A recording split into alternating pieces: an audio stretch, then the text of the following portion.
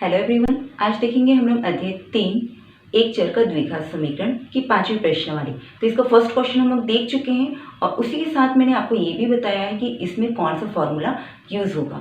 उसी फॉर्मूला को यूज़ करते हुए अब हम लोग दूसरा क्वेश्चन देखते हैं। तो दूसरा क्वेश्चन क्या है हम लोग के पास में, वर्ग समीकरण बनाइए जिनके मूल अल्फा बीटा निम्नलिखित हैं। तो इसके पहले क्वेश्चन में क्या था, अल्फा प्लस बीटा और अल्फा गुणित बीटा का मान दिया था, और अभी क्या है, अल्फा और बीटा का मान दिया है। तब की कंडीशन में भी हम लोग वही सूत्र का प्रयोग करेंगे जो फर्स्ट क्वेश्चन में किए थे। तो एक बार मैं फिर आपको बता देती हूँ कि सूत्र क्या है। तो सूत्र हम लोग के पास में एक्स का वर्ग ऋण अल्फा धन बीटा एक्स धन अल्फा गुणित बीटा बराबर 0। तो इस फॉर्मूला का यूज करेंगे अभी हम लोग। तो फर्स्ट क्वेश्चन लेते हैं। तो फर्स्ट में क्या है, हम लोग के पास में दिया है अल्फा का मान 7 है और बीटा का मान हम लोग के पास में क्या है, 4 है। तो इन दोनों मान को इस फॉर्मूला में रखेंगे। फॉर्मूला लिख के सीधे से मान रखते हैं क्या, एक्स का वर्ग ऋण अल्फा की जगह पे 7 आ जाएगा प्लस बीटा की जगह पे 4 आ जाएगा। फिर ये एक्स फॉर्मूला का प्लस अल्फा की जगह पे 7 गुणित कितना हो जाएगा आपके पास में, बीटा का मान 4 बराबर 0। कई बार गुणा चिन्ह को डॉट के द्वारा भी दिखाया जाता है, और जब नहीं है इन दोनों के बीच में चिन्ह तब भी क्या है, गुणा चिन्ह होता है। अब यहाँ पे आगे देखते हैं, ये एक्स का वर्ग तो वैसे ही रहेगा, ऋण दोनों क्या है अभी धन चिन्ह में है, तो 7 धन 4 क्या हो जाएगा आपके पास में 11 एक्स प्लस 7 चौके कितना हो गया 28 इजिकल टू 0। तो ये हम लोग का फर्स्ट का आंसर है। इसी तरह से हम लोग अब सेकंड क्वेश्चन को देखते हैं। ठीक है, तो ये दोनों धनात्मक था, सेकंड में देखेंगे भी दोनों ऋणात्मक है। क्या होता है देखते हैं। सेकंड, यहाँ पे अल्फा का मान क्या है, ऋण 5 है और बीटा का मान हम लोग के पास में क्या, ऋण 11 है। फॉर्मूला वही आएगा, एक्स का वर्ग ऋण alpha plus beta x plus alpha गुणित बीटा। यहाँ पे आपको ये फॉर्मूला याद रखना सबसे जरूरी है, क्योंकि अगर फॉर्मूला आपका सही नहीं है तो आप मान कितना भी सही रखें पर आंसर आपको सही नहीं मिलेगा। इसलिए फॉर्मूला याद कीजिएगा। क्या हो जाएगा भी, एक्स का वर्ग ऋण अल्फा की जगह पे ऋण 5 है, धन चिन्ह बीच में है, फिर बीटा का मान ऋण 11 कोष्टक में ही रखेंगे, और ये एक्स हो गया प्लस अल्फा की जगह ऋण 5 गुणित बीटा की जगह ऋण 11 बराबर 0। तो अभी देखिए यहाँ पे जो डॉट दिया है उसकी जगह पे मैंने गुणा चिन्ह लगा दिया, तो आप ऐसा गुणा चिन्ह भी लगा सकते हैं। ठीक है, आगे देखते हैं, एक्स का वर्ग ऋण ऋण ऋण क्या हो जाएगा, जुड़ेगा आपस में, आपको क्या मिलेगा, ऋण 16 और इससे गुणा हो जाएगा तो ये एक्स हो गया। इसको कोष्टक में रखते हैं क्योंकि बाद में फिर चिन्ह चेंज होगा। अब यहाँ पे देखिए ये धन चिन्ह, ऋण ऋण क्या हो गया, धन हो जाएगा, आंसर धनात्मक मिलेगा, क्या हो जाएगा 5 गुणित 11 55 बराबर 0। तो एक स्टेप और जाएंगे, यहाँ पे क्या होगा, एक्स का वर्ग ऋण ऋण धन हो गया 16 एक्स प्लस 55 बराबर 0। तो ये इसका आंसर है। अब इस तरह से चौथा नहीं है, 5वें क्वेश्चन को देखते हैं।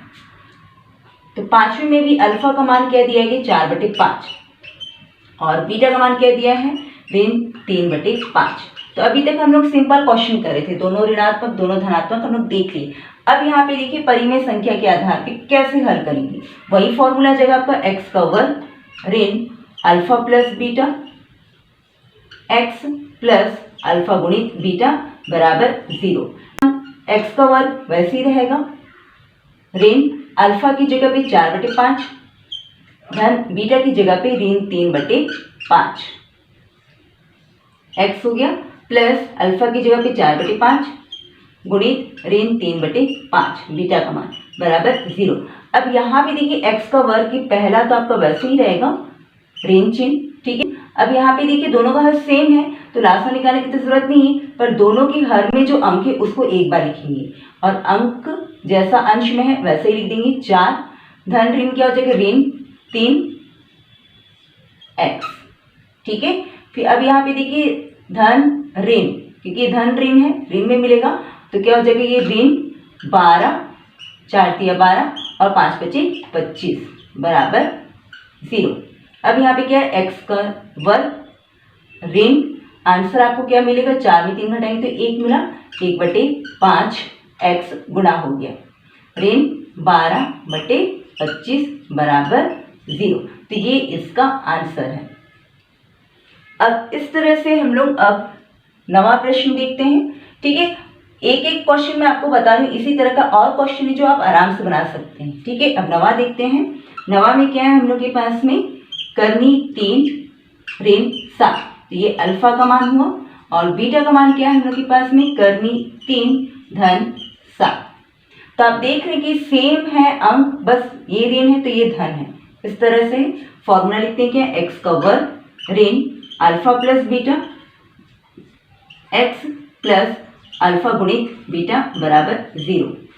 ठीक है, अब यहाँ पे ये एक्स का वर्ग हो गया ऋण अल्फा प्लस बीटा, क्या हो जाएगा, अल्फा की जगह पे करनी 3 ऋण 7, धन चिन्ह मध्य में है, बीटा का मान करनी 3 धन 7 कोष्टक में रख देंगे। और ये x हो गया प्लस अल्फा का मान क्या है आपके पास में, करनी 3 ऋण 7 कोष्टक में रखते हैं, और फिर करनी 3 धन 7 कोष्टक में बराबर 0। दोनों को छोटे कोष्टक में रखें अल्फा बीटा का मान को। अब आगे देखते हैं क्या होगा, x का वर्ग।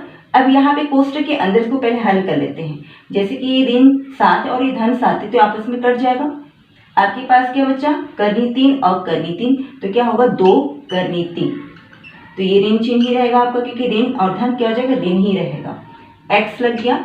अब यहाँ पे देखिए तीसरा पद जो है, तो यहाँ पे आपका फॉर्मूला आ जाता है। आपको फॉर्मूला मालूम है, a minus B, a plus B क्या होता है आपके पास में, a का वर्ग ऋण b का वर्ग। तो उसी स्थिति में आ गया है, तो इसको लिखेंगे हम लोग, करनी 3 का वर्ग ऋण 7 का वर्ग बराबर 0। नेक्स्ट स्टेप क्या हो जाएगा, x का वर्ग ऋण 2 करनी 3 x प्लस करनी 3 का वर्ग, करनी चिन्ह हट गया, ऋण और 4 का वर्ग किए तो 49 बराबर 0। अब ये क्या है, x का स्क्वायर माइनस 2√3x।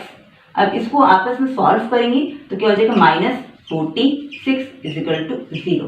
तो ये आपका आंसर है। तो इस तरह से आपके सेकंड क्वेश्चन को हल करना है जब अल्फा और बीटा का मान वैल्यू दी गई हो तो। इसी तरह से हम थर्ड क्वेश्चन देखते हैं। तीसरा प्रश्न देखते हैं क्या है, निम्नलिखित वर्ग या उसी द्विघात समीकरणों के मूलों का योगफल व गुणनफल ज्ञात कीजिए।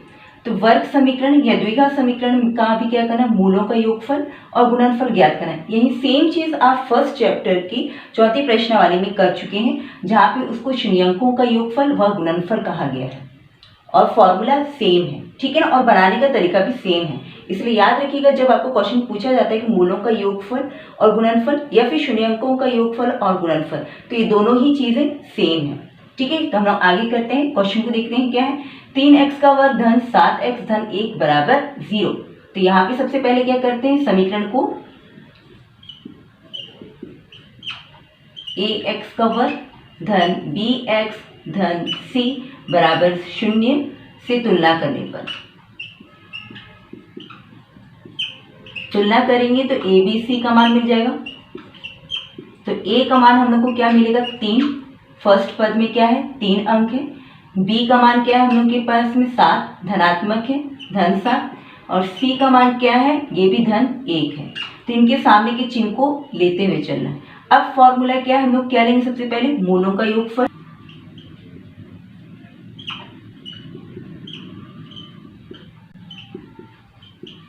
मूलों का योगफल या इसी को हम लोग अल्फा प्लस बीटा भी लिख सकते हैं, बराबर क्या हो जाएगा, ऋण b बटे a। तो यहाँ पे अभी b और a का मान रखेंगे। तो b का मान क्या है, 7 है और फॉर्मूला करें, और a का मान क्या है, 3 है। तो इस तरह से अल्फा प्लस बीटा का मान क्या है, ऋण 7 बटे 3। अब इसी तरह से मूलों का गुणनफल देखते हैं।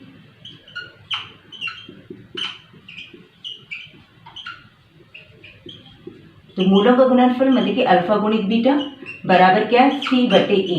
तो c का मान क्या है, 1 और a का मान क्या है, 3। तो ये आपके मूलों का योगफल और गुणनफल इस तरह से मिलेगा। सेम हम ax का वर्ग धन bx धन c बराबर 0 से तुलना करने पर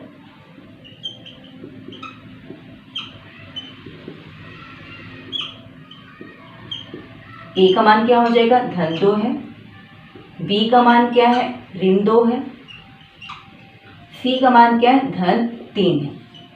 अब अल्फा प्लस बीटा मतलब कि मूलों का योगफल ऋण बी बटे ए, फॉर्मूला का ऋण तो आएगा ही, बी का मान क्या है, ऋण 2 हो गया बटे ए का मान 2। इसको आगे हल करेंगे, ऋण ऋण क्या हो गया, धन 2 हो गया बटे 2 हो गया, 2 को 2 से भाग दिए तो 1 मिलेगा। इसी तरह से गुणनफल देखेंगे, अल्फा गुणित बीटा बराबर सी बटे ए, सी का मान क्या है हम लोग के पास 3 और ए का मान 2, तो हम लोग को योगफल और गुणनफल मिला। इसी तरह से हम लोग 4th नंबर के क्वेश्चन को देखते हैं। यहाँ पे भी क्या होगा, ए एक्स का वर्ग धन बी एक्स धन सी बराबर 0 से तुलना करने पर